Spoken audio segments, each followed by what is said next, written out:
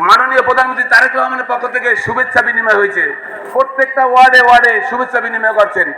কিন্তু আজকে যে লোক আসছে যারা শুভেচ্ছা পেয়েছেন তারাও যদি আসতো তাইলে আমার মনে হয় এই অডিটোরিয়াম ভরে যেত। দলের বিরুদ্ধে ষড়যন্ত্র চলতেছে।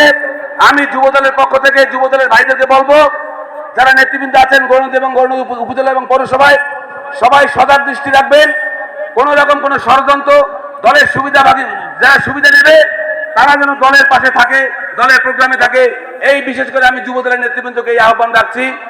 আরেকটা কথা বলি, শহীদ রাষ্ট্রপতি জিয়াউর রহমান যখন এই গৌরনদী কলেজ মাঠে এসেছিল, আমার বাবা কিছুদিন আগে ইন্তেকাল করেছেন, সম্ভবত 83-84 সালে। আমি তখন ক্লাস 4-এ পড়ি।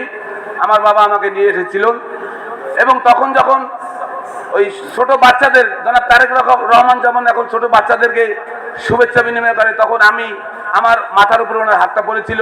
সেই থেকে আমি এই বিএনপির সাথে আছি, আজীবন বিএনপির সাথে থাকবো।